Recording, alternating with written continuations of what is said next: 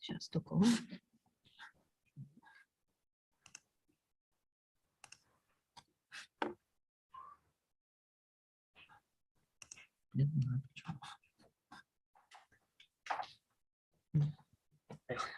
Hello, everyone. We are very glad to see you. And tonight we start our second class dedicated to language of contract drafting, which is called the major contractual provisions. I would like to introduce you our lecturer, Professor Dэн Slоун, who is going to be giving this webinar tonight. And I'm going to speak about a couple of issues about logistics. My name is Sofia Barinova, and I'm going to be the moderator of this webinar. It means that in chat on YouTube or our Telegram channel, you can write the questions to Dan, and he's going to take breaks every 10 minutes approximately, and I will be asking him 3 questions on the topic of the class. So you are very welcome. The only thing we're asking you is to write your questions in English, okay? And right now we're going to start, and I'm giving the floor to Dan. Okay, thank you, Sophia. Greetings to all of you, and I'm very pleased to be here. I'm coming from California, and it's a very beautiful day. It's morning here, and I know it's the evening there in Russia and around the world there. So I'm very pleased to be here and speak about legal English again. Okay, so last time we started off with kind of an introduction, and this time we're going to continue that discussion, and we're going to be talking about the contract language and some of the provisions, and there's a few things we're going to discuss. So we've got quite a full plate to work on today. So I'm going to go ahead and begin sharing my screen here with you. There we are. And you'll see that this is a English legal writing session 2 contract provisions, and I labeled it A, and we're going to have an A and a B. And the B version is a little bit more in detail, which we have for next time. So this time we're going to have a few things we're going to do, which is in language of contract drafting, major contractual provisions. And there's a way to vote if you go with the Mentimeter. And I don't know if you want to take a snapshot of this. I think, Sophia, you did put this on here on the screen, I believe, is it on YouTube as well? Yes, Dan. Okay, very good. So yes, Dan, can I please interrupt you for a second? Can you please go out of the screen and try to again reinstall the presentation, because we cannot see it up on the screen. Can you please give it a try? I will give it a try. It's not sharing. Is that right?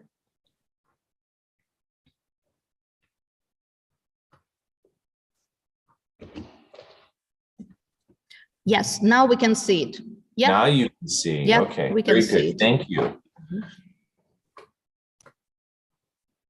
Okay, very good. So here's the QR code. Some of you could take a look at this for your phone. I'll give you just a second here, but I believe this is on YouTube as well.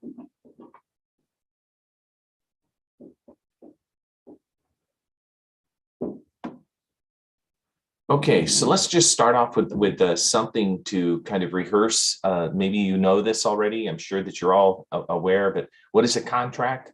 A contract is a legal binding agreement made between 2 or more parties. It can be in writing or in a oral form, and contain a single provision or thousands of them. So we're going to be talking about provisions a great deal, and I just wanted to make sure we understood where we're going with these. For example, if A orally agrees to pay B $10 for a book, this agreement constitutes a contract. Each provision of a contract is a contractual obligation. Failure to comply with any of the provisions results in the breach of the contract. So this is what we're getting into in our conversation today, is contracts and language in contracts. I know that Sophia has done a wonderful job of putting together some additional study work for you in the form of a Quizlet that'll help you. Quizlet study guide or Quizlet quizzes or exams. So that'll help. So something I like to tell my students is, especially when you're preparing for writing a contract, when you're drafting, keep in mind the following. In drafting a contract, you should always bear the following principles in mind, which is to be conversant with the parties' wishes. Are you ensuring that you are following what you think the parties wish to have in the contract? Continue to check up on that as you write. It's easy to get tied up in things that may not belong or don't fit what your parties desire. Use a checklist of clauses that relate to the subject of the contract. And again, clauses are something we're going to be discussing in this as well as the next session. So those are good to have, maybe a list beside you or a list in your computer that you can check. Be precise in the choice of words. And the ambassador, last time, Ambassador Sullivan spoke about the precision that is necessary. Attorneys require good selection of words so that they are expressing what the parties wish in their words. So make sure you have those down. Use several sample contracts to establish the format of the agreement. Very important. Sample contracts will allow you not to forget something that's in the contract and to know how to put it in the proper context. So those are very valuable. Okay, right off the bat, I'm going to ask you a question. Let's see how this works. I want to check our technology as well. So a blank is a legally binding agreement made between two or more parties. It can be made in writing or in a oral form and can contain a single provision or thousands of them. What is this called? So if you are on Menti, you can try it and see if it will work.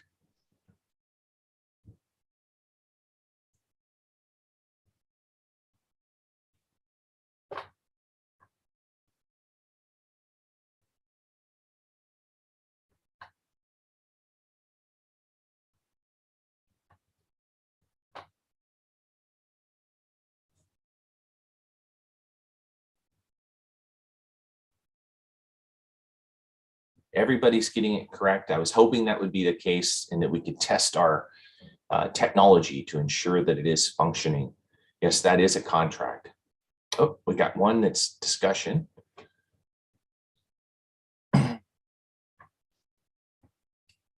We'll wait just another few seconds here and see how, oh, mediation we got in there.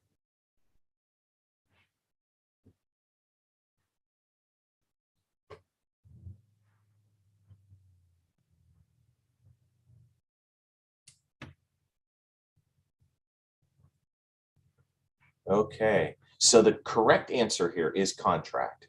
Okay, so a contract is this was the definition given a little bit earlier on it. It can be in two different forms or more, but in a oral or written form is what we were looking for, a legally binding agreement. Let's try this one. True or false? For example, if A orally agrees to pay $10 for a book, this agreement constitutes a contract. Each provision of a contract is a contractual obligation. Failure to comply with any of the provisions, we're going to get into those in a minute, results in the breach of the contract. Is that true or false? This part here.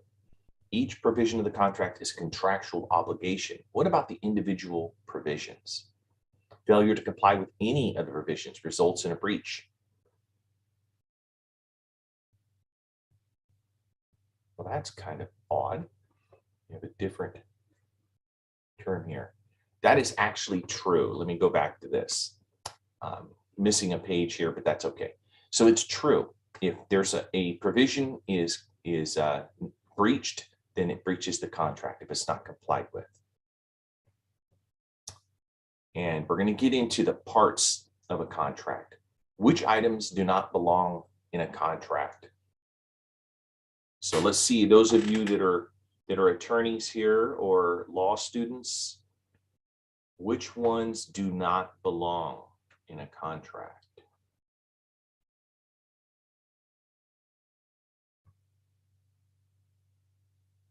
Give you a couple minutes here to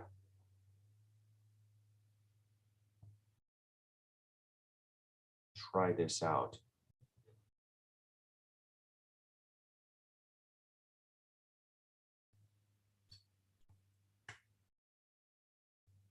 So far, we have all of them listed as 1, 2, 3, all the way through 14, as somebody has said that they do not belong. So we're kind of all over the map. We're going to take a look at those in a moment.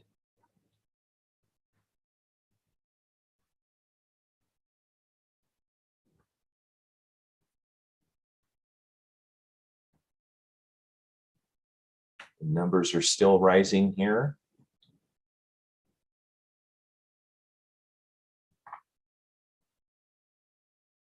And on that page, you will have seen that we have the title, the preamble, recitals, words of agreement, defined terms, performance provision, consideration, term and termination, covenants, conditions, representations and warranties, remedies, boilerplate provisions, and concluding clause and signature block. So those were the ones that were your choice. Looks like we've had almost 100 people here that have voted so far. So quite a good engagement, participation here. Which ones don't belong and which ones are?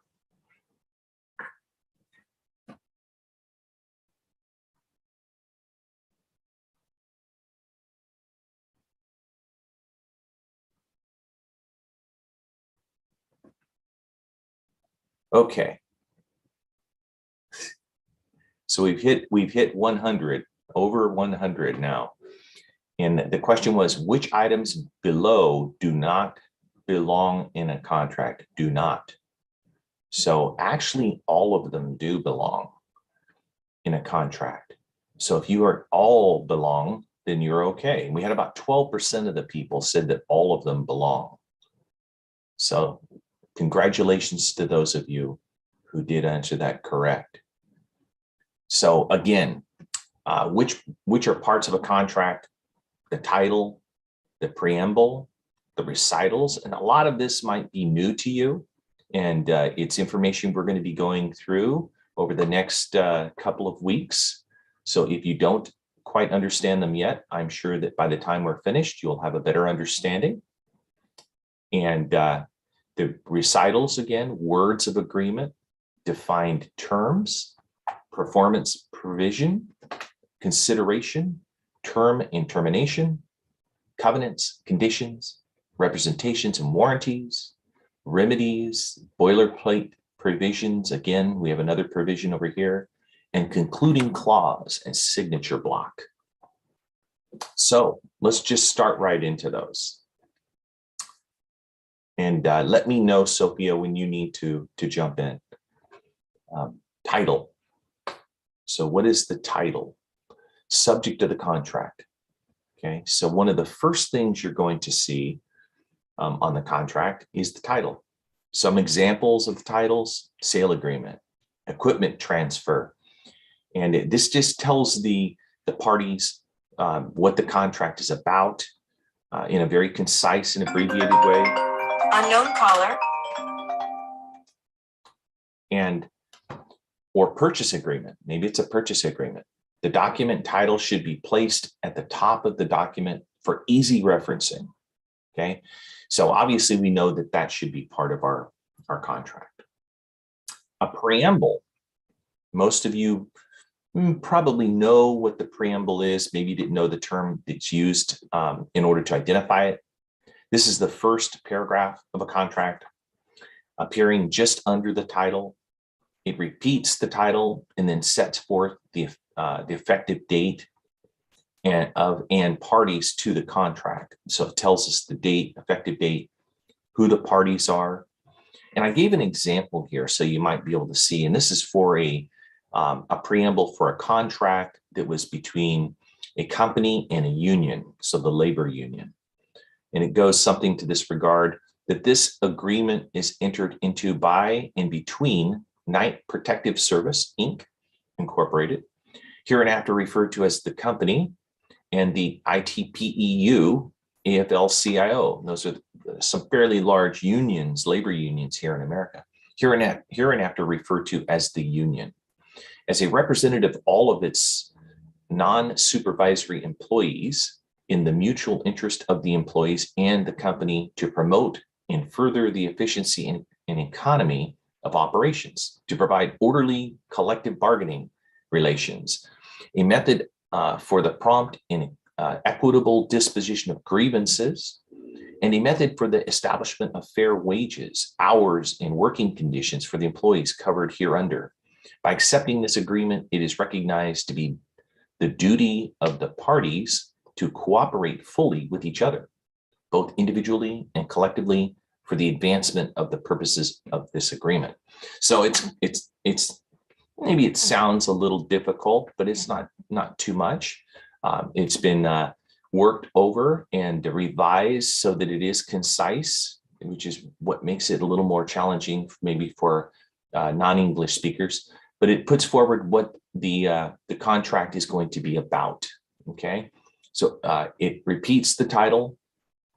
It gives us some information as to what this was about, a contract agreement for labor in the company, and then provides information about the kinds of things that we're going to find in, that what kinds of issues, mutual interests of the employees in the company to promote efficiency and economy of the operation, to collectively bargain, which is what the unions do, is they provide an opportunity, and the method for prompt and equitable disposition of grievances. How do they going to resolve conflict?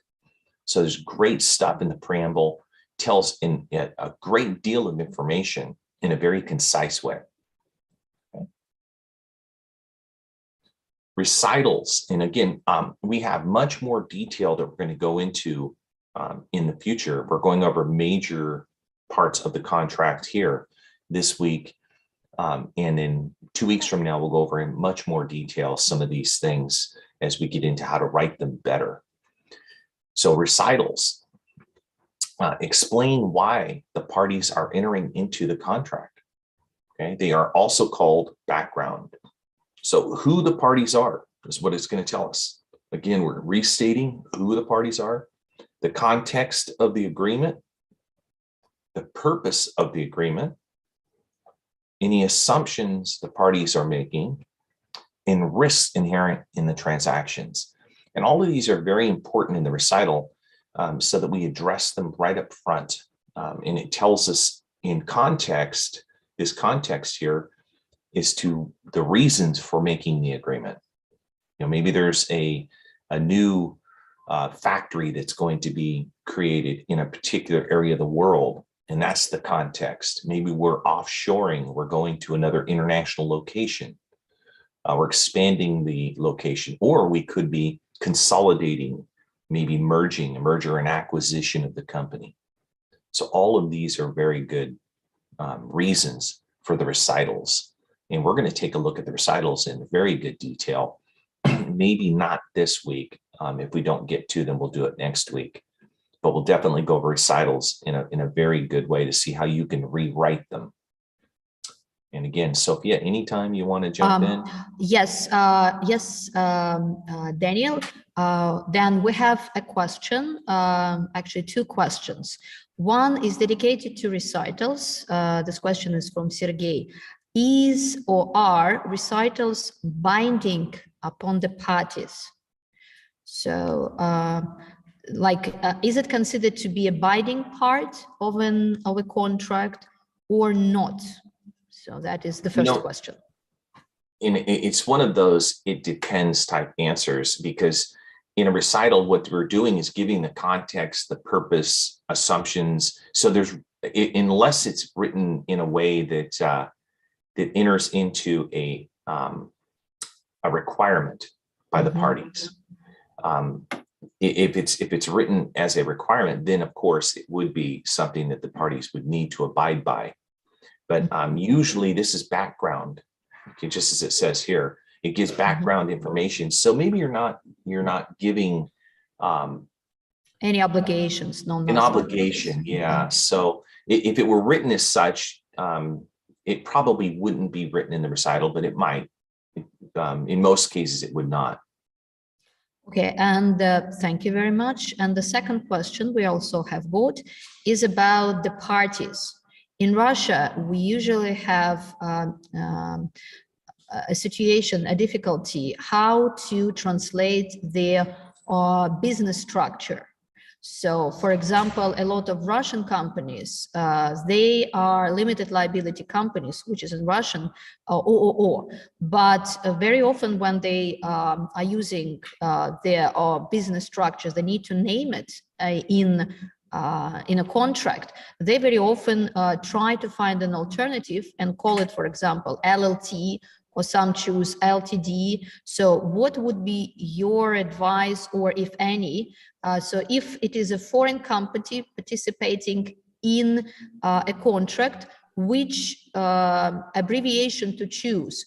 To use the one which is understandable by the parties from other jurisdictions, or to literally probably use the literal translation like OOO, not LLC. So because LLC is obviously a company incorporated under the American law, for example. Yeah, this is a very good question, and it does bring up something that I think can be confusing, especially if you're looking at multiple jurisdictions or parties that are using another language in order to construct the contract. And in English, and in the American system, what we would do here is use the defined terms, okay? So we're coming up to that in number 5. We're at number 3 in recitals. But when we move forward here, you'll see where we're going to define the terms. And that's where we would set out in the contract the kinds of terms and what abbreviations we're going to use. So it would definitely be something understandable. Yeah, and that way everyone knows where to look in the contract in order to determine what the defined terms are. Okay, thank you very much. For now, these are all the questions. I'm going back into the shadow and giving the floor to you. Thank you very much. Very good. Yeah, excellent questions. Thank you. Okay, so yeah, that's a very good question, and that's something that you will get to in a moment with me, but it's something that you would want to spell out in the defined terms so that everyone knows what we're looking at, not just for that. So you saw this a little bit earlier, and it looks like we already have a few people. Recitals are also called what? What are recitals called? We have a couple of choices here. Are they warnings, research, statements, or background? I'll give you a couple minutes here to complete that.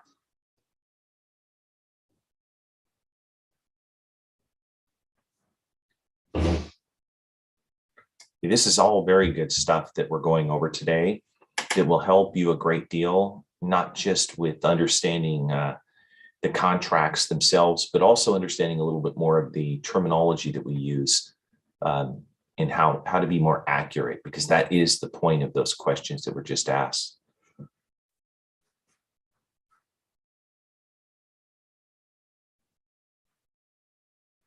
Looks like more people are able to get into to Minty, which is great.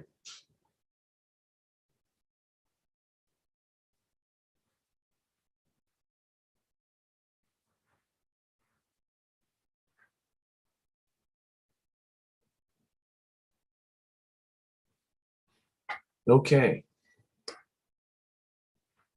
Recitals are also called, and this was in I think Sergey was the one who asked the question. are they binding? Well, it's giving what we call background, okay? And that background is what leads to the context, because we're trying to determine, what the circumstances are that are leading to the agreement and what the ground looks like, so to speak. What does it look like that we're going to be using this contract to achieve so that the parties are all in agreement? Okay, so it is background is the correct answer. We have 86% of you that have the correct answer. Some people have 2% with warning, looks like about the same for research, and another 10% for statements. But what we were really looking for is background. And I'm using the word background because that's what I have here. If you see in the parts of the contract, they're also called background. Okay, very good. So words of agreement, we're going to get into number 4, and then number 5 is what we just spoke of. And number 4, from our question earlier, was defined terms. Number 4, words of agreement. So after the recitals and before the body of the contract, the parties agree as follows. And that's when we would put in some words into the agreement about what the party agrees to. It's they're basically stipulations as to what the parties believe is agreeable at that time before the body of the contract itself. And we're going to show some more of those, as again, we're going over the major components this week, and we'll go more into the words of agreement and more of the defined terms, the recitals. We have a great deal to do as we get more into what we call the weeds, as we get into more of the detail over the next couple of weeks. Those are fun stuff, fun to work with. So number 5, define terms. So all important terms. That's what the question that was just being asked alludes to. Ordinary meaning, unless otherwise specified. So we just go with an ordinary meaning unless it's otherwise specified, often used to make uniform names. And this is the area where you would put in what you're going to use to define or elaborate about the type of company or corporation, LLM, or not the LLM, limited liability corporation, LLC. Defined terms and definitions must be used to make the interpretation of the contract easier. So that's what we're doing. They make contract provisions concise, whereas the use of defined terms should at all times reduce any risk of ambiguity. And that's the thing that we're trying to do. We don't want people to be confused. And sometimes if there are like terms, in other words, if we have some that are very similar to one another, it's easy for people to become confused. So we want to make sure that if there is something like this, that you put it in here and you show it very well and very concisely, so that the parties know from looking at it that this is how we're going to separate them. So license agreements mean collectively the trademark license and the technology license, and the license agreement means either of them.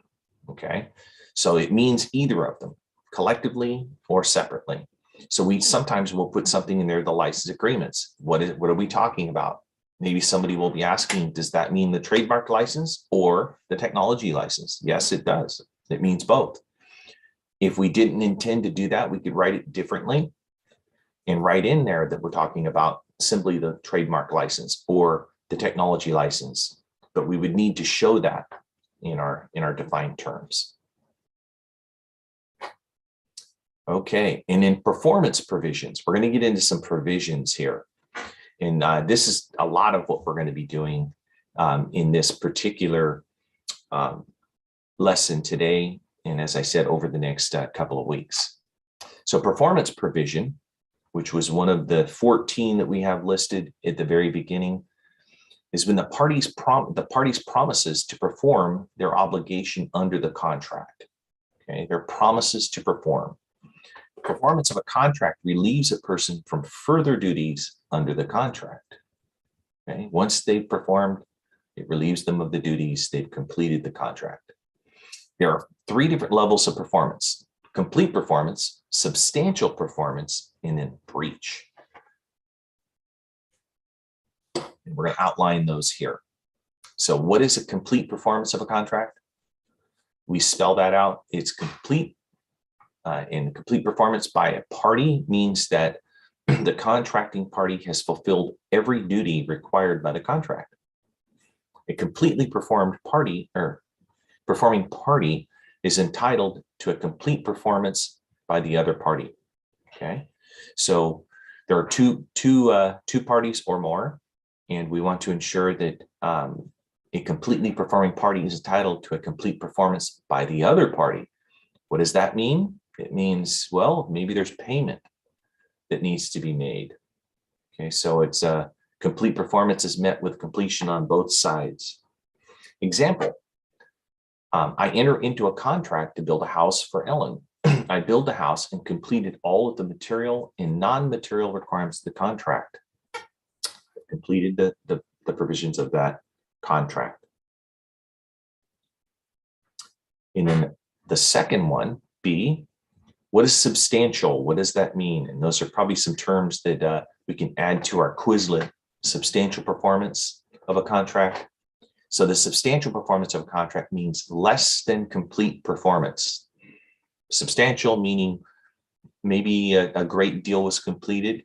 If you're building a home, that might be where you've poured the concrete, made the foundation of the home, that you put up the walls and you put on the roof, but you have not done any of the interior of the home. Okay, substantial. But the level of performance is sufficient to avoid a claim of breach of contract. And as I just alluded to, if you've completed most of the exterior and the structural foundation of building a home, you've done a substantial amount. More specifically, it means that a party has performed all material elements of the contract, but there are non-material aspects left uncompleted. So there could be some minor provisions of the contract or minor clauses that are not complied with that need to be completed. And until those are all checked off, we can't say it's complete. Note, the other party may be entitled to seek offset or recovery from the substantially performing the party from the aspects of the contract not completed. So if there's an incomplete portion of the contract, not all the material elements are completed, there may be a cost involved or another form of recovery. Example, I enter into a contract to build a house for Ellen. I build the house but fail to paint the exterior, the color described in the contract. This contract is substantially performed and does not give rise to the action for breach. Ellen may, however, recover the offset the cost of painting the walls when paying me. Okay, good example. So you built the house, everything's complete. Maybe the house was built, your client is a contractor and that client has completed all of the work, but some material defect is still there. The color of the house was painted wrong. There was a colorblind painter. The painter didn't, and that would be funny, humorous, but a colorblind painter would paint it the wrong color and would have to go back and repaint the house at their own expense, or maybe Ellen could pay to have it done and then offset the cost of the contract. And then the third is in the performance provision is what is the breach? Okay, what is breach of contract? Any performance that is not complete or substantial performance is a material breach. Okay, so neither of the top two have been completed. There's neither a substantial performance and it's not complete. This entails performance at a level below what is reasonably expected or acceptable.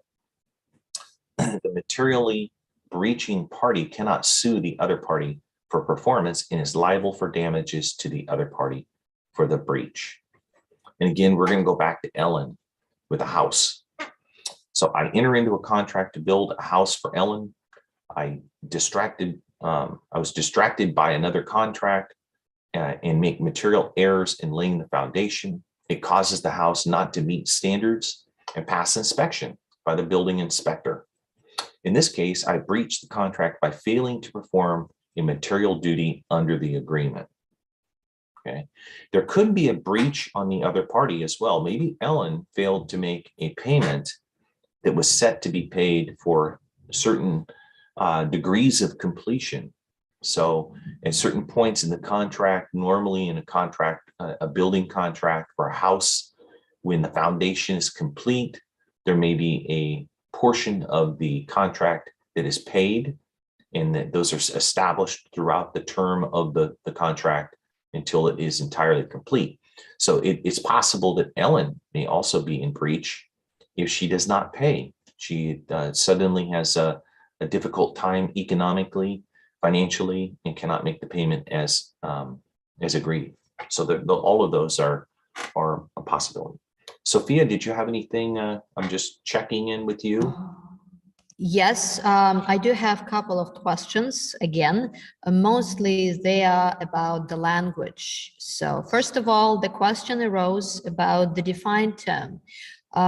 If a defined term is defined in a special part of a contract or is incorporated somewhere in the contract, do we use it later with article, with the definite article there?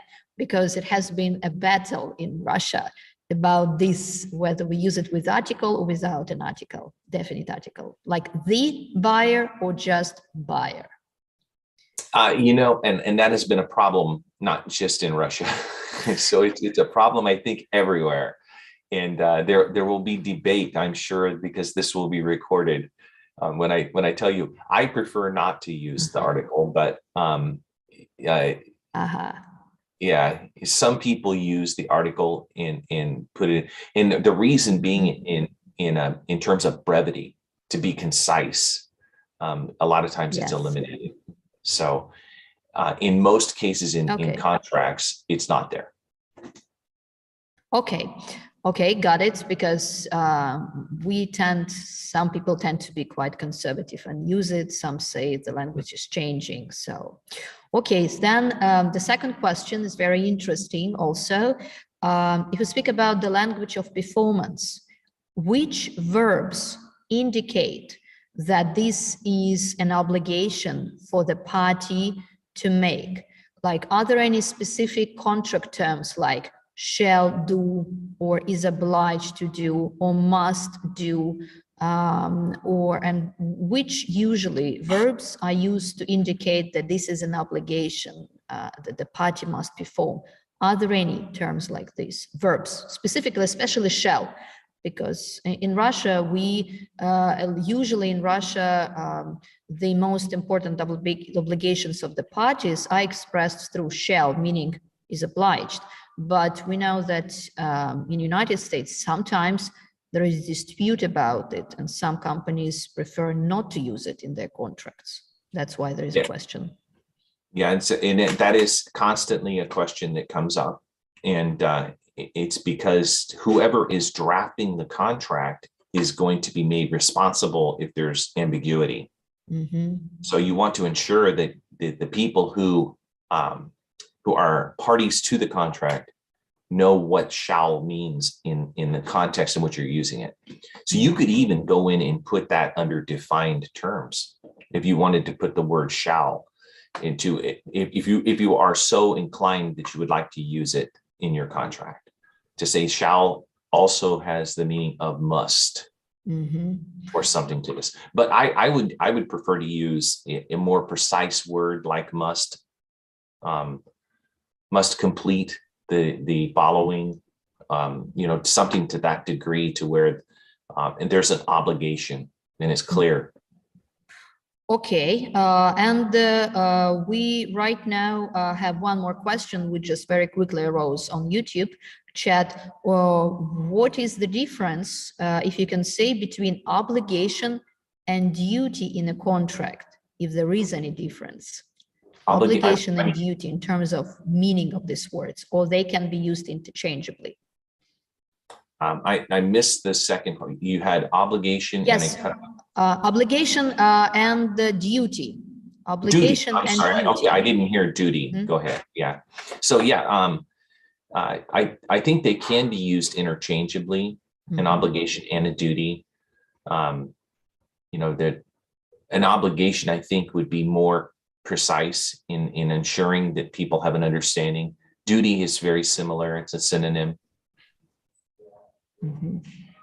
Okay, thank you. We'll have a couple of more questions, but I will leave them then later on. So I will let you to continue, okay? So, Excellent questions. And again, if there's concern over the verbiage, what is being used, you can define that, you know, putting in the defined terms so that there's all you have to do is go back to the defined terms and know what the intent was when the person who drafted it. Okay, thank you very much. Thank you. Okay, so we have in here Ellen, who had the house. Which is a level of performance? Which is a level of performance provision? Substantial, standard, substandard, breach, complete, all our performance provisions, or only 1, 3, and 4? So that'll give you a chance to go on Minty. Which is a level of performance provision?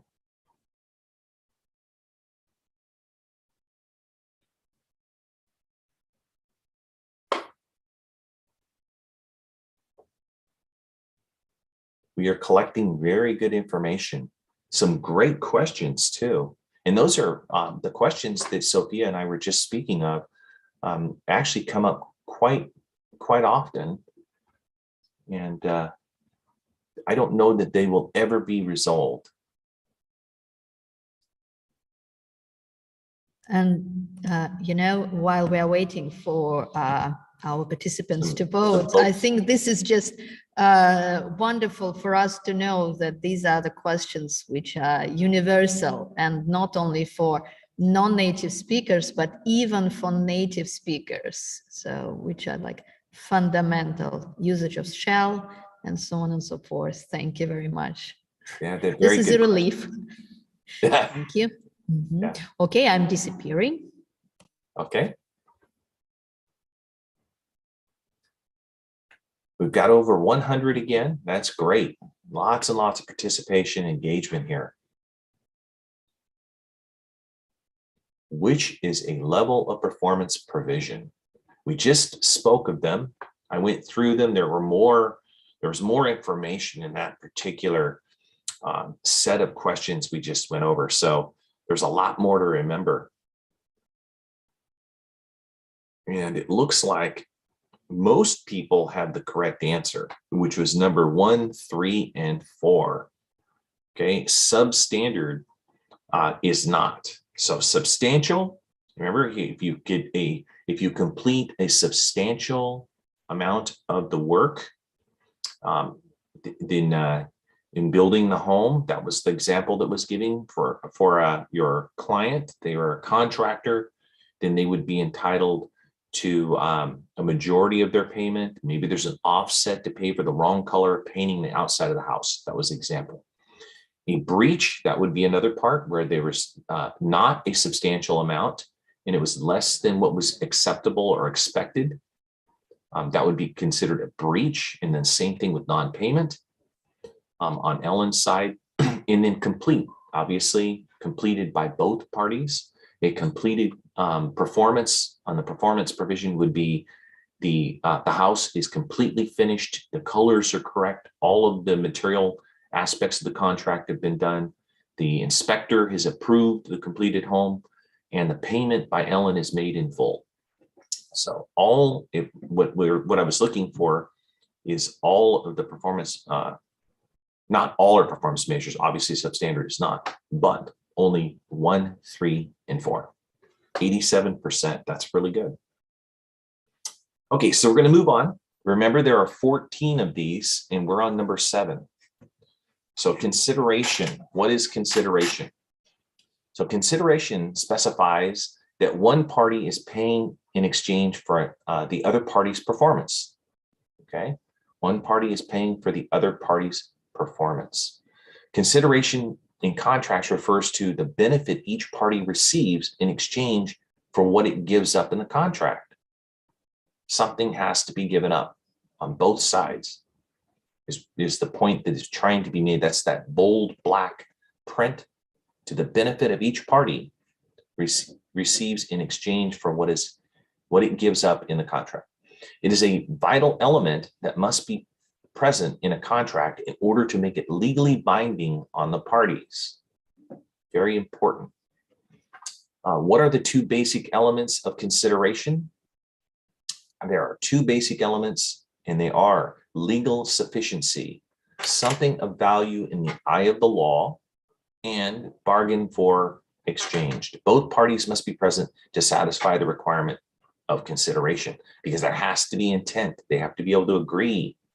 So you need them to bargain for exchange. One has to say, here's the price, I agree, or here's the elements of the contract, or the standards that need to be met. Legal sufficiency is very interesting and something of value in the eye of the law. And in many contracts, you'll see that there's a par value of some sort. And that means there'll be a statement in there of at least $1 or at least $10, something that shows there's at least some value in the eye of the law. It has to have a statement of something for something. So the consideration, what are the three requirements of consideration? We just looked at two basic elements: legal sufficiency, bargain for exchange. And then we have, what are the three requirements for consideration? They are, each party must make a promise, perform an act, or forbear. And that might be a new word for you. It's also on Quizlet. Refrain from doing something is what forbear means. So refrain from doing something. Each party's promise, act, or forbearance must be in exchange for a return promise, act, or forbearance. So it's reciprocal. That's also another word in Quizlet for you. It's reciprocal, meaning that one party reciprocates with the other. You'll see that those are the same three elements or three requirements on both sides. So restating another way, the three requirements of consideration, what are they? Each party must make a promise, perform an act, or forbear. Each party's promise, act, or forbearance must be in exchange for a return promise, act, or forbearance. And what each party exchanges must have legal value. That is, it must be worth something in the eyes of the law. It must have some economic or other value. Okay, so here's another really quick quiz. Many laws are written that automatically repeal all or part of the law on a specific date unless legislators reenact them. Okay, so some of you might know this. A blank provision, another kind of provision, provides for a repeal of the entire law or sections of the law once a specific date is reached. What is the contract term called? Waiver, assignment, sunset, force majeure. You ready? Go.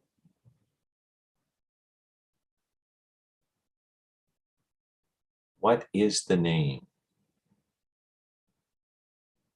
Many laws are written that automatically repeal all or part of the law on a specific date unless legislators reenact them. What is that particular provision called? Waiver, assignment, sunset, or force majeure?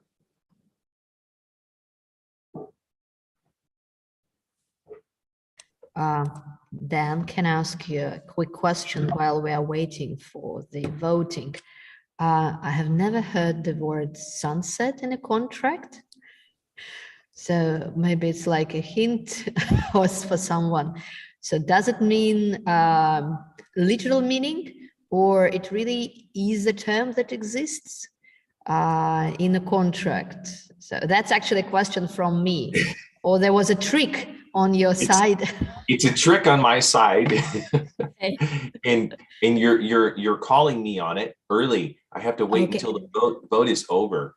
Okay, sorry. No. You're great. You've really picked up on something. Yes, because I was just too curious and didn't wait for the questions from the audience or something like this, and trying to vote myself also.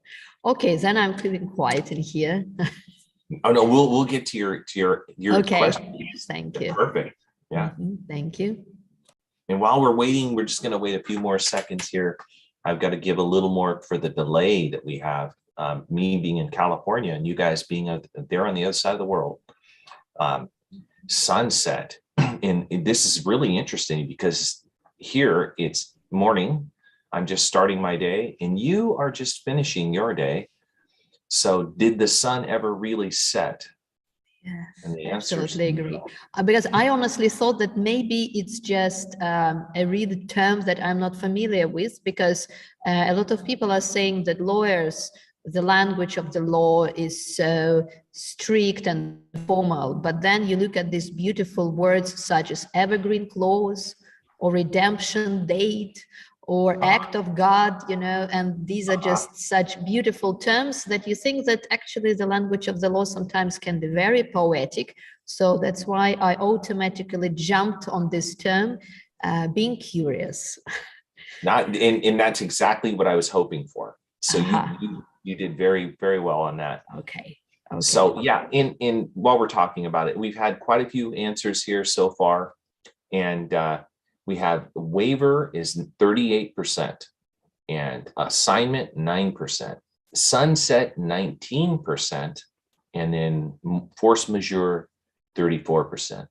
So some of the words you'll hear in contracts are three of those, which we just elaborated on a little, which is waiver, assignment, and force majeure. You'll probably hear those quite a bit in America, and in contracts, especially with government laws. You'll hear the term sunset, and the term sunset is actually used quite a bit. And we'll take a look at what that really means. It's about laws that are written that automatically repeal all or part of the law on a specific date. So these kinds of things happen here in the United States quite a bit.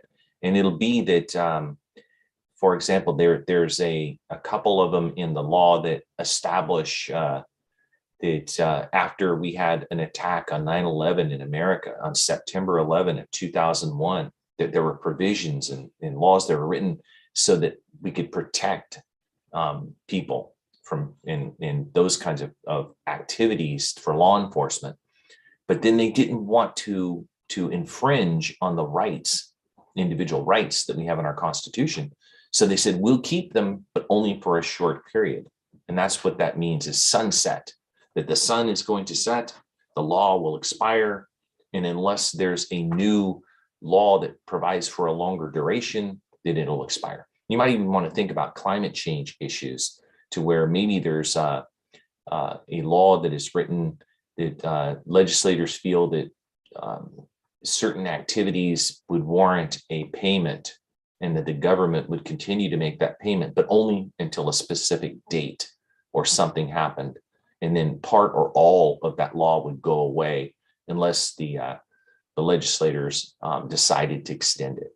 So that's what that's for. That's a very good example of maybe using words in ways that are not normally used in your form of law, but we use them quite a bit in American terminology. Okay, so what are the parts of a contract? Again, we'll just take a look at this to remember what we're doing here.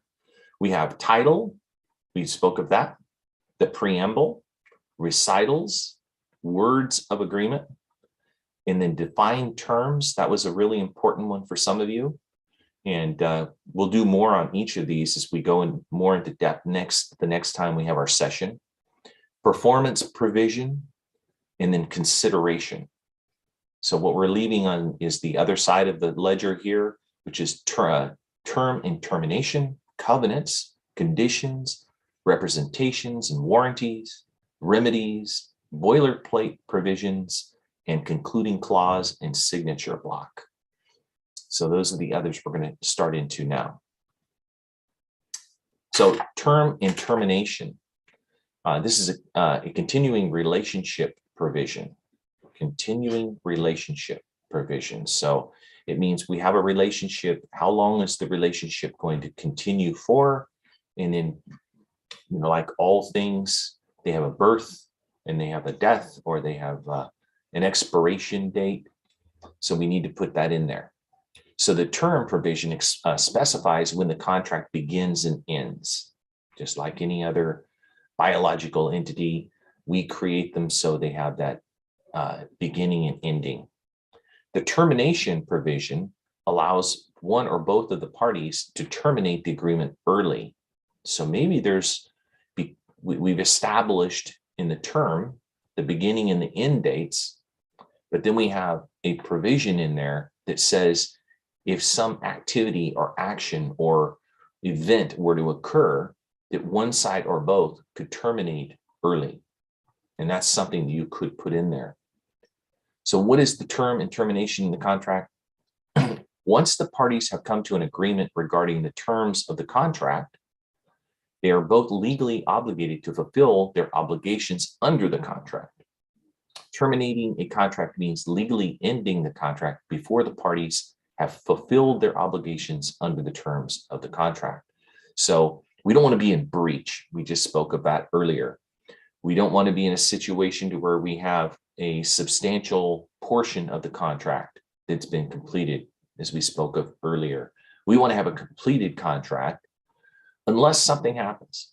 And maybe the provisions would be these issues like Sophia spoke of earlier, like an act of God, you know, a pandemic, you know, to where we have COVID or something were to happen that is abnormal, or something that we might foresee that both of the parties would say, you know, that if such event were to occur, we want to have the opportunity for us to exit, to end early the contract and have a termination provision in that event. Covenants. So covenants is where the parties affirm in negative, affirmative and negative duties. So the parties' affirmative and negative duties, a promise to do or not to do something. So in its simplest terms, a covenant, and you will hear this used in religious vernacular.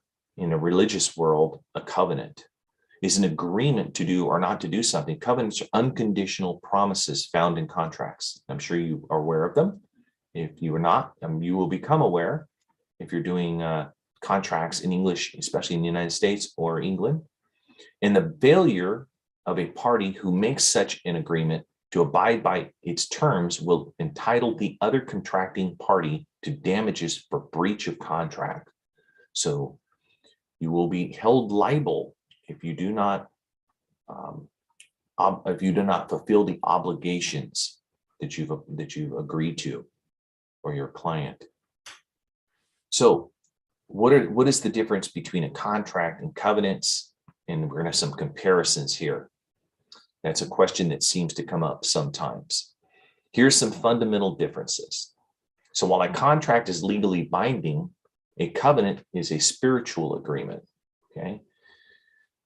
One is legally binding upon the contract. The other, and we'll get into some examples so that you'll have a better understanding of what that means.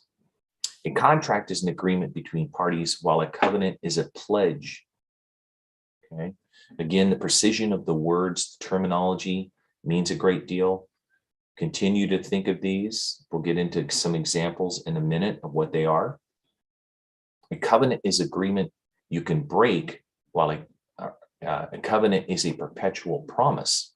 Okay, it's a promise, but it is also something that you can break. You seal a covenant while you sign a contract. So it's completed at the time of the signing of the contract.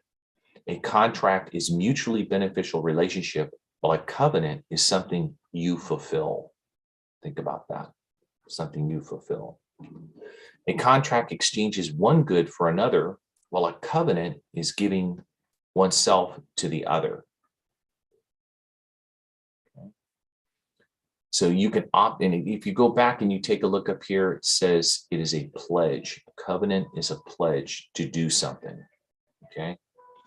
You can opt out of the contract, while a covenant is about having the strength to hold up your part of the promise. So as you saw, it was spiritual. It's a pledge. It's a perpetual promise.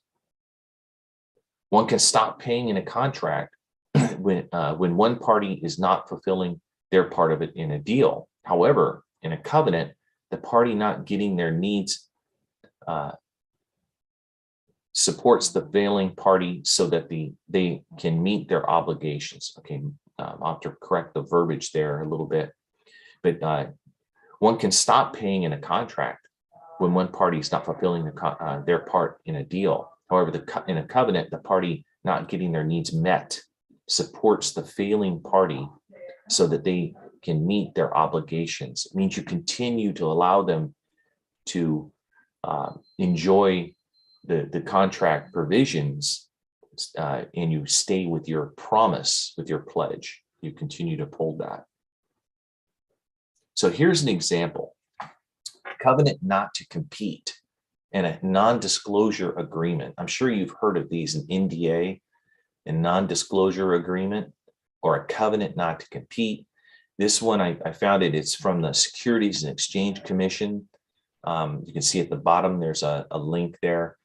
And it comes from the archives from Edgar. You'll see it in the link. Edgar is the place that houses all of the publicly traded documents for companies in the United States on the New York Stock Exchange. Dow, if it's a publicly traded company, it's regulated by the Securities and Exchange Commission. So what you can do is you can find these. They're very easy to find through Edgar, public website. Anybody can find. So what are the parties? That's the first thing it's going to talk about. Hey, look at that. We've got the parties. We've got the recitals. We're getting into the same types of verbiage that we've been using so far, and it has agreement. So what are they trying to do in this covenant? They're saying this covenant under recitals, and by the way, it's from an employee, which is Eric Dean Sprunk, and Nike, the shoe company or the clothing attire company. This covenant not to compete and non-disclosure agreement is executed upon initial employment or upon the employee's advancement with Nike and is a condition of such employment or advancement.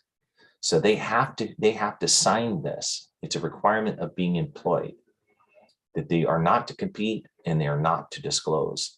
Over the course of the employee's employment with Nike, employee will be or has been exposed to and or is in a position to develop confidential information peculiar to Nike's business and not generally known to the public as defined below, protected information.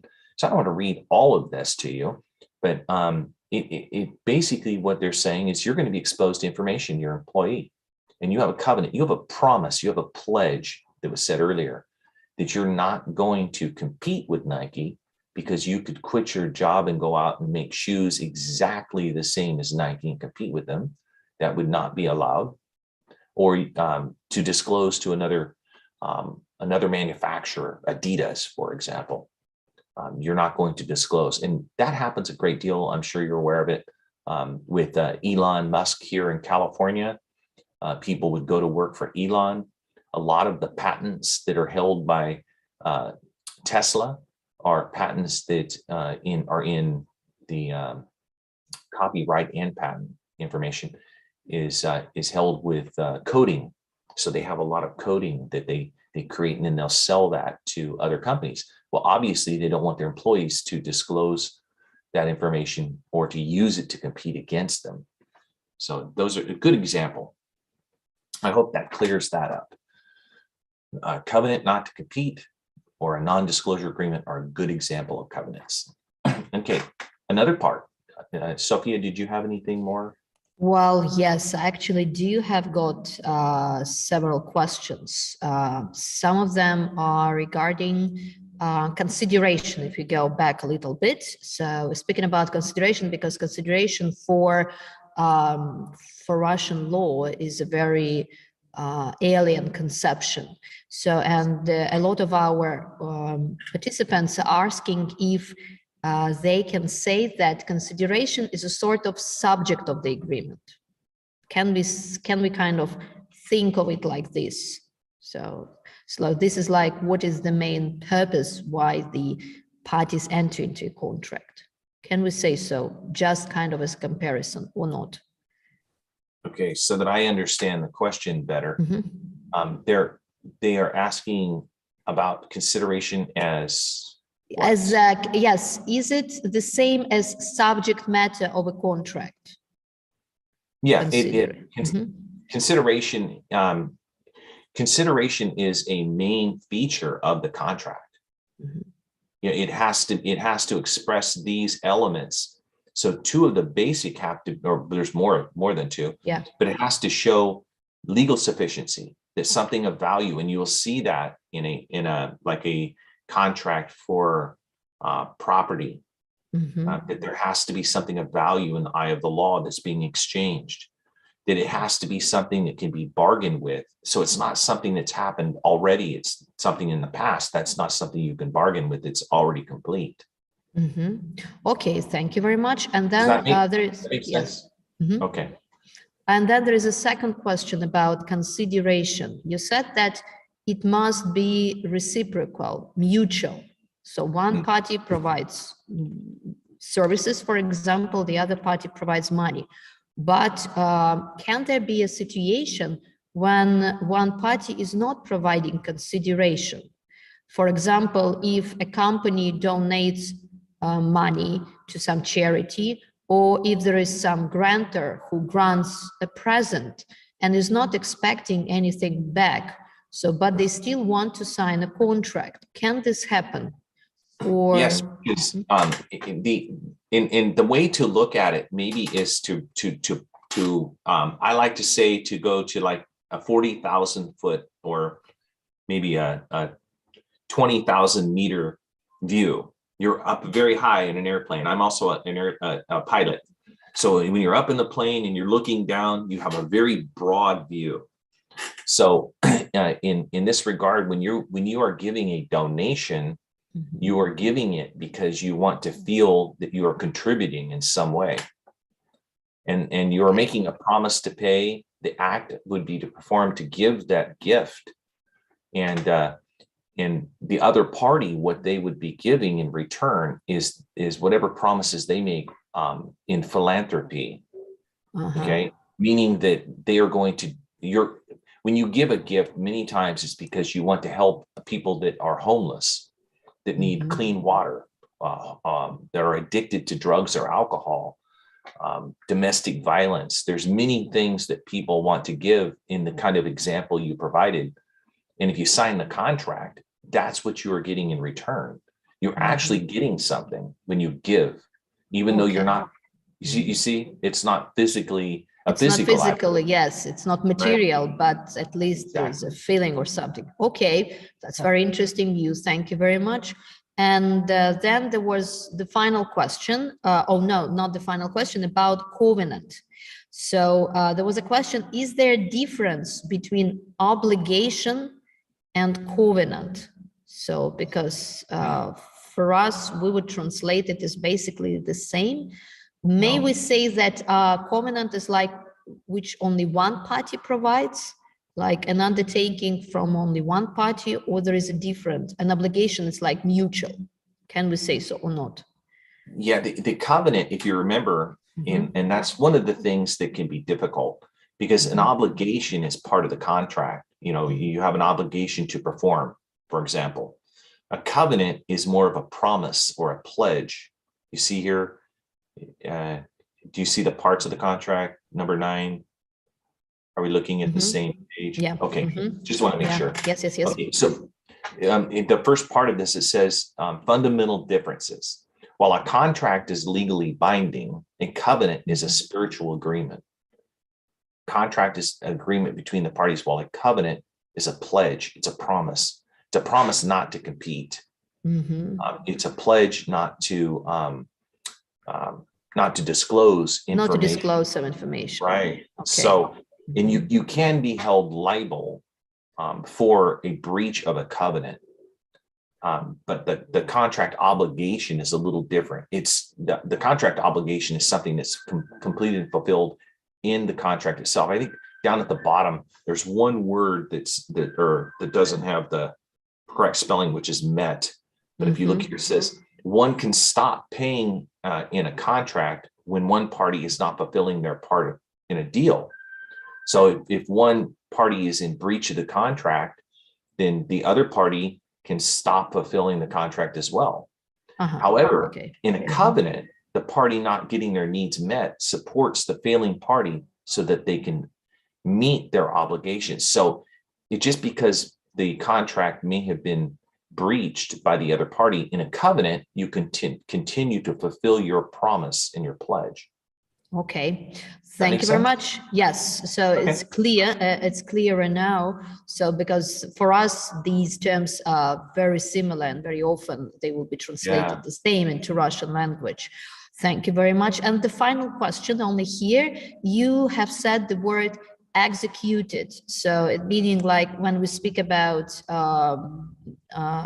the term and termination, that the parties executed the contract, and a question arose. So in United States, the term execution, is it now closer to signing, or some people still use execution as performing of a contract? So as I understand, you used it meaning signing, executed the contract, meaning signing the contract. Am I correct? Yes. Yeah, I executed, meaning that they've signed the contract. That's, I guess we're looking at the context. Yes. Okay, the context. So the context would be they executed the signatures of the contract. And it could be that executing the contract would mean that they've completed or fulfilled it as well. So it could have a dual meaning. So it still has this meaning. Okay, yes, because a lot of people, because a lot of people confuse it, and some people say that it's only performance, some people say that it's signing, so it can be both, and you need to be just careful. It's the context. Okay, thank you very much. For now, that is all. All right, very good. Great questions. Excellent. Thank you. Okay, so the conditions. Did we? I don't think we got to conditions yet, did we? No. No, not yet. Not yet. Yeah, number 10. So we're doing okay on time. We've got 9:13. Got about 15 more minutes. We got a few more to go. The conditions thing. It's great to have all these questions, and if we can't get to everything, we're going to go in much greater detail. We still have the next one to go over the minor details. So that's what we're going to do. So don't worry about that. We'll make it. Conditions. Things that must, there you go, not shall, but must or must not happen before a party is obligated to perform under a contract. And again, I would recommend Sophia's presentation of Quizlet for reviewing terms, because she's put that together. I would highly recommend that you go through those. Contract conditions. This means that each of the parties is obligated or required to perform a duty under the contract. Okay, the contract conditions determine the party's obligations. Condition is an act or an event that affects a party's contractual duty. There we are, duty again too. It is a qualification that is placed on an obligation.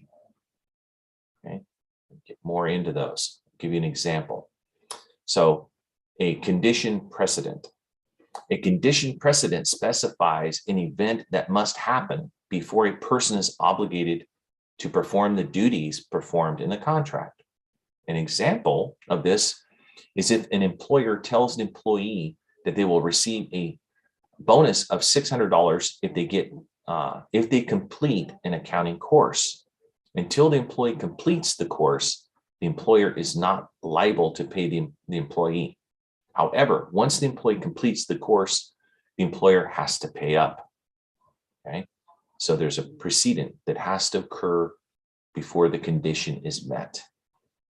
When put in the context of sale, and again, we keep getting into context, but this has a bearing. And if you remember at the very beginning, we were talking about recitals and some of the issues there about context and the verbiage that is used. And the context means a great deal.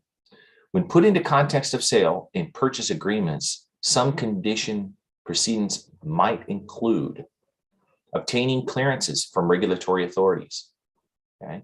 So maybe there's a regulatory authority that has to review, like the Securities and Exchange Commission, which I spoke of earlier. They may have to review the contract, and part of the conditions are that the contract is not complete, not executed, until the regulatory authority provides their approval, clearances. Obtaining consents from a supplier. So that could be something where you want to ensure that a supplier is going to provide a certain number of products or a type of material. Passing resolutions between the seller or buyer. Okay, there's resolutions that may need to be approved by a board of directors. They want to make sure that that is complete. No material changes in relation to the target company.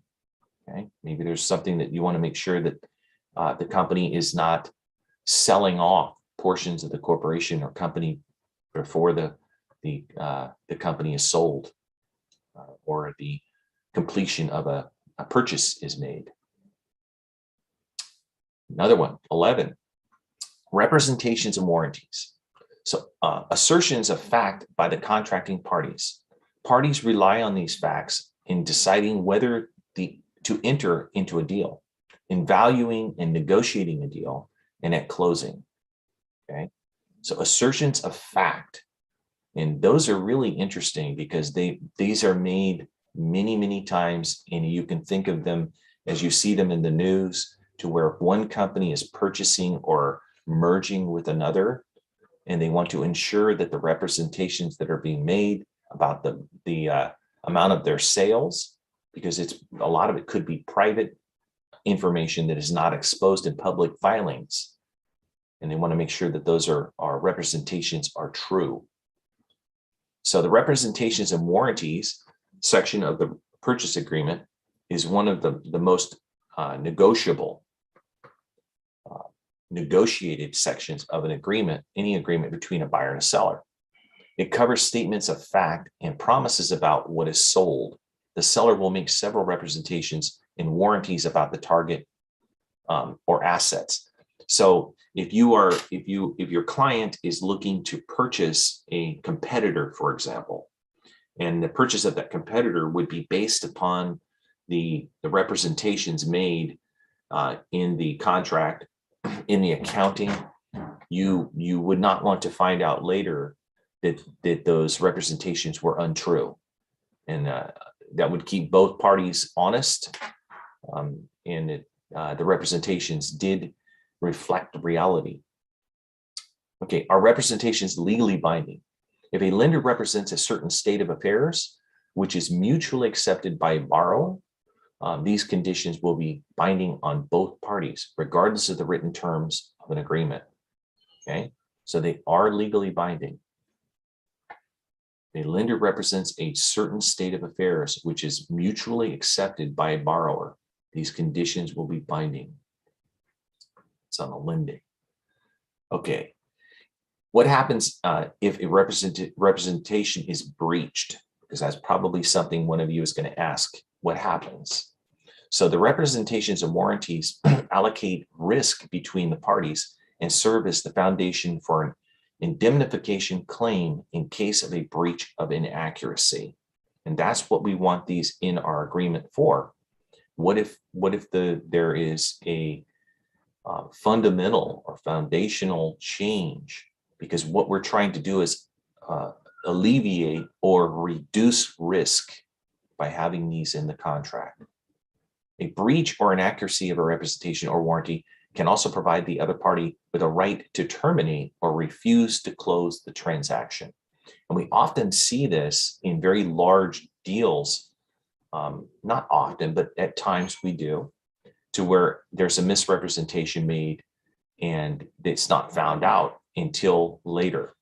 Now we can go back a couple of our slides here, and we'll find in there about non-disclosure agreements, okay, and non-compete agreements.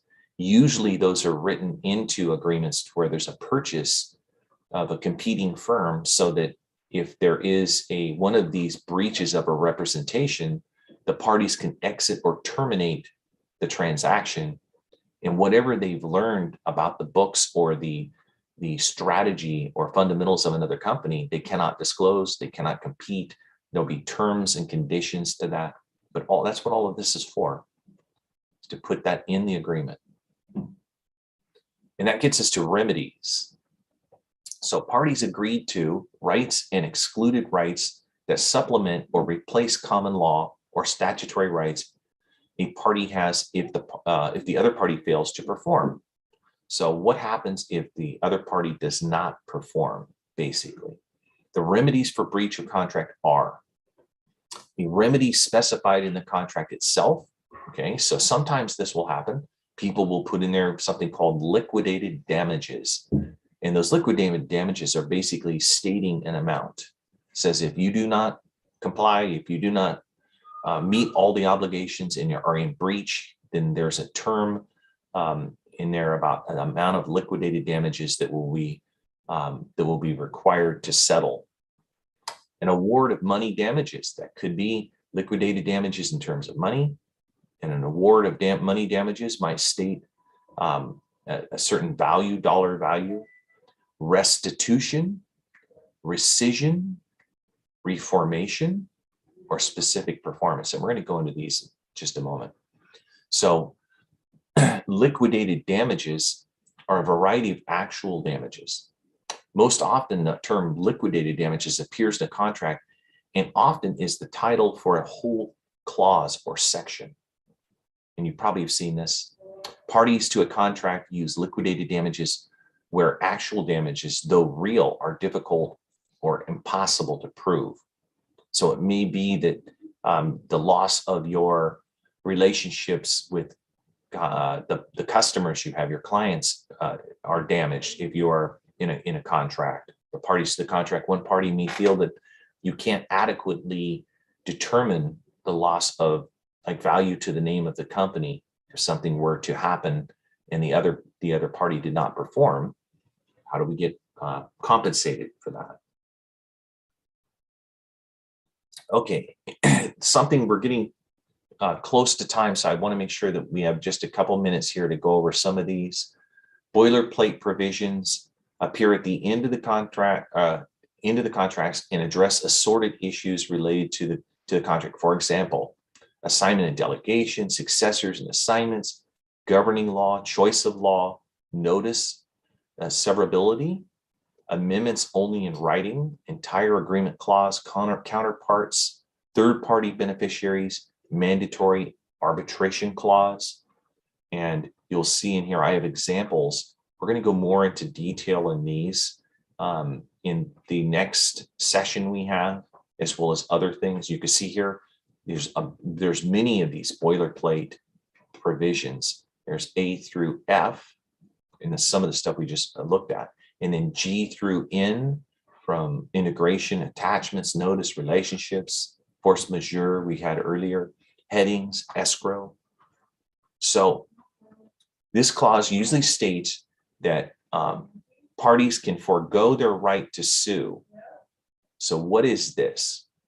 This clause usually states that the parties can forego their right to sue for the breach of a provision without losing the right to any future claim with respect to the same provision. What is that one called? You may or may not know it yet, because we haven't gone over them sufficiently. Is that arbitration, escrow, indemnity, or a waiver? And then, while we have our participants who are answering, can you please rephrase the word forego? How would we, Forgo. what kind of synonym we can use for this? Because let's say they give up. So surrender, give up. Surrender. Yes. Surrender the right to sue. Thank you. This is very good. Learning some new vocabulary here. Yes, because we are used to using some terms, and when there's a new one, we immediately jump to it. Yeah, the nuances, you know, the very small details. It's very good to know.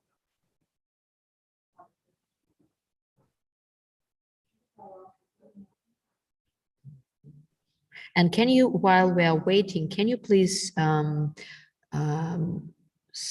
describe a little bit, what does it mean indemnity? Because I know that not a lot of people understand escrow. We have this term in Russian language, but indemnity for a lot of people, it's new to us. Well, it has been new for several years, but not everyone knows what it means, indemnity. It means that essentially, I was going to see if I could find it here to show you real quick. I didn't pull it up for this time, but indemnity means that you are going to cover the other person in the event of a claim.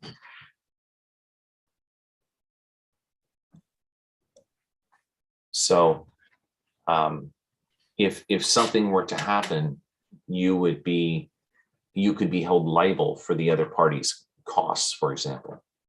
Mm-hmm. So, and you must compensate them. Yes, as I understand. Correct. Yeah. So it's almost like you are an insurance company. You're insuring against their loss.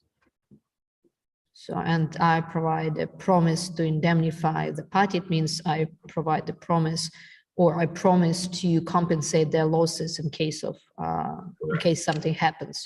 Okay. And you can see how this is very important with the example earlier, where if you had a purchase agreement for a company that you were going to purchase, and you found out later that representations were made, and you had to go back and indemnify. You had to make it right, you know, for the company, because you misrepresented what was being done. Okay, thank you very much. Okay, so it looks like we have arbitration 19, escrow we had 4. Indemnify or indemnity was 9, and the correct one, which is waiver, we had 68 so far out of 100. So very good. Most people got it correct. And in concluding clause, we've only got a couple minutes left, but concluding clause, a signature block. Most contractors or contracts end with a concluding clause followed by signature blocks where the parties sign. The names of the signatures could match the names in the preamble. Okay, should, not could, should match the names in the preamble. So what is the signature clause? Standard clause providing that contract parties may authenticate the agreement with an electronic signature. So this is something also that sometimes people ask, can you have an electronic signature in the signature block? Yes. Is it legal? Yes. Also referred to as an e-signature. It defines e-signature and provides that a party's electronic signature should be given the same legal force and effect as a handwritten signature. Okay, so we're going to be going further. This is predominantly what I wanted to accomplish here today, and it looks like we're pretty much out of time. Sophia, I think I'll hand it back to you to kind of let us know what we need to do next. Yes, so actually I have the final question in here, which, well, actually 2 questions, but one you have already answered. So, and then we can wrap up. So it's again the question related to consideration. As you can see, these 2 terms, consideration and covenants, which are very foreign to Russian jurisdiction, to Russian lawyers, to Russian law, arose a lot of questions arose. So one more question related to consideration: do we need to have consideration when signing an enclosure, for example, a schedule to a contract? So well, you have there is some form of consideration. There's something of value in the eye of the law. So you said a disclosure? No disclosure, enclosure, like addendum or schedule No, it's me, pardon. So it is really such a foreign concept to Russian lawyers because we don't have, well, we have the concept of возмездность in Russian and sounds, but still it's not, and it is alien to us. That's why there are so many questions on this. So, and we have some participants who are asking, Polina, so do you need to have consideration when signing a schedule, which is an attachment to an agreement? If there is performance, okay, if you see here, it specifies what one party is paying in exchange for the other party's performance. So if it has to deal with the performance of the contract, then there should be consideration, yes. As an attachment to a contract, it may be included in the verbiage in the contract that the following attached schedules detail the performance. Okay, thank you very much. So it can be like an extra description of this consideration or something like this. Correct, and it specifies what that performance means. But if there's something of value in the eye of the law that meets the legal sufficiency and it's being bargained for because it's being attached to the contract, so it meets both of those criteria. The other three would be each party must make a promise. Obviously, you're promising that those are part of that attachment there would be part of the provisions of the contract. There is an act to perform, I would assume, for a schedule. The schedule would imply that each party has something to perform or not. Okay, thank you very much. So as I understand, we have really a very heated discussion in the comments about consideration, indemnification and indemnity and covenants, really very deep. So it means that we will just provide some extra information in Telegram chat, or we will just upload this information on a website because it really have become very questionable and interesting portions. Thank you very much. And now, yes, it's good because it means that it's really great, and we are very glad because of that. And I have actually now have one final question. I have got one final question reflecting back to the previous class that you have given us. Wonderful class on the basics of writing a legal memo, because we have some questions which were sent to us, specifically begging you to answer, and they are about, in general, the common law, because it is the question was about the precedents. So, for example, the precedents, where are they published? Like, how do the lawyers find them? How they are classified by the topic, by the level of the court, by the time? So, and how do the lawyers orient themselves in this huge amount of precedents? This is the final kind of set of questions. So you can, just as you do with other key searches, you can use various methods to find the precedent that you're looking for, or you want to research in order to know if it applies to your case, whether it's a valid precedent. So you could do it if you're looking for searching for something in terms of the newest precedent or case law. You could look under the topic or under right. And that's probably going to be the most accurate, because there might be a precedent from a very early settled case that that still holds true today. So the date may not be as important as the actual issues that were resolved in the case and how they were resolved, so that you could compare them to what your case, using Iraq, the issues and what's happened in relation to the facts in your case. Remember that apples and oranges, or apples and pineapples. Yes. So they must be similar, but they cannot be similar identically. They're not. They're going to be unique because the characteristics will change.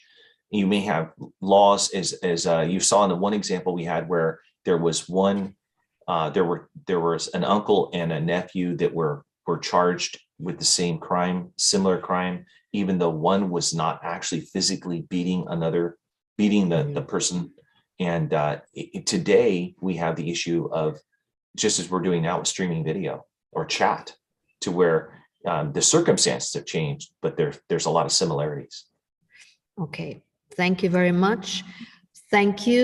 That was extremely interesting. We're very grateful to you, and we're very grateful to all the participants who were present today, who voted, who were so active. We have understood which questions needed to be answered, and thank you very much, Dan. So, and we would like to invite everyone on our next class in 2 weeks that will take place on the 2nd of March. And it is also going to be dedicated to the language of contract drafting. And then we'll be speaking about minor contractual provisions. So you can also prepare the questions, and we're looking forward to the next class. Thank you very much, Dan. Thank you. Well, thank you. And I just want to mention that consideration, indemnification, all the information and the way that that the Russian legal community perceives the law written in your legal system, all of that's very interesting for me too. So I look forward to reading the comments and seeing what kind of discussion there is, what's blowing up on the internet, and we'll get clarification made. Yes, thank you. Thank you very much. Right. And thank you. See you. Have a good day, and we're going to have a good night. Yes. Have a good evening. Goodbye. Yes. Bye-bye. Thank you. Bye. Thanks. And thank you very much, everyone. And goodbye.